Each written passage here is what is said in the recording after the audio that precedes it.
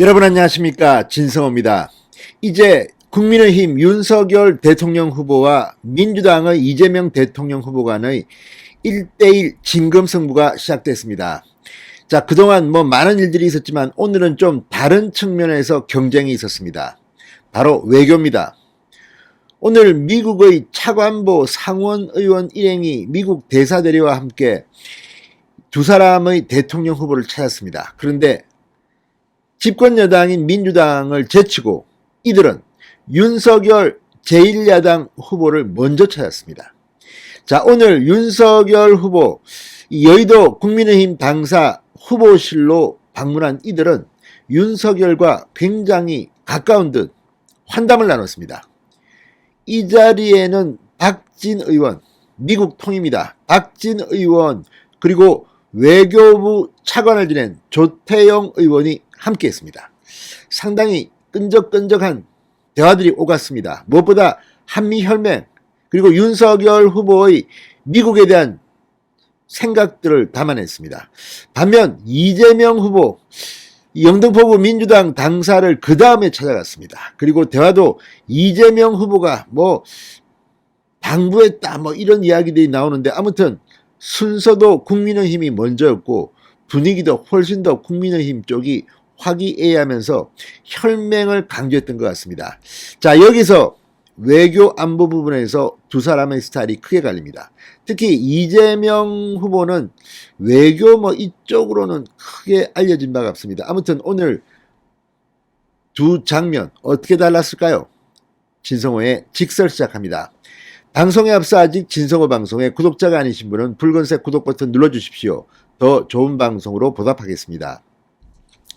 자, 윤석열 후보가 오늘 방한한 데니얼 크리턴 브링크 미국 국무부 동아시아 태평양 담당 차관보 이를 만났습니다. 그리고 대부분의 한국인들은 한미 안보 동맹이 한국의 경제 성장과 번영에 크게 기여하는 것으로 받아들인다. 한미 동맹을 강조했습니다. 자, 윤석열 후보 오늘 여의도 국민의힘 당사 대통령 후보실에서 이 크리턴 브링크 차관보를 접견하면서 한미동맹 전통적 안보뿐만 아니라 보건, 행정, 기후협약, 첨단 디지털 기술 등 모든 분야에 관한 포괄적 동맹의 중요성은 아무리 강조해도 지나치지 않다, 이렇게 말했습니다. 윤 후보는 그러면서 저는 규범에 입각한 국제질서 그리고 국가 간 외교에 있어서 예측 가능성이라는 것을 중시하고 있다.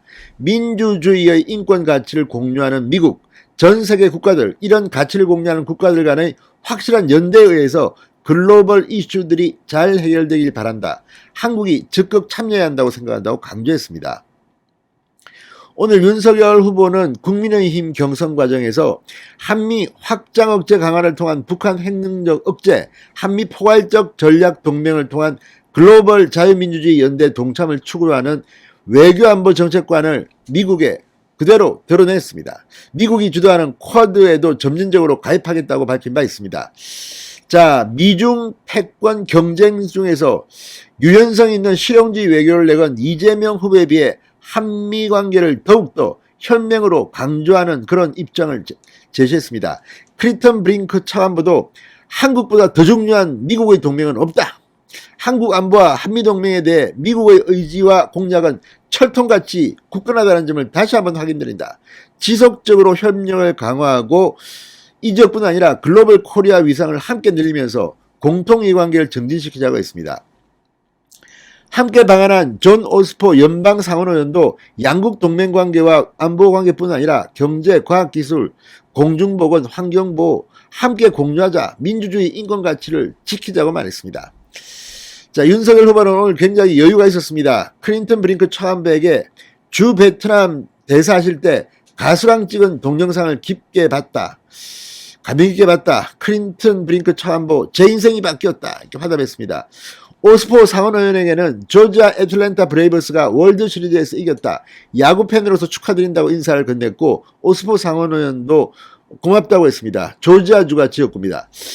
애틀랜타 브레이브스가 어쨌든 이번에 월드 시리즈에서 우승을 했습니다.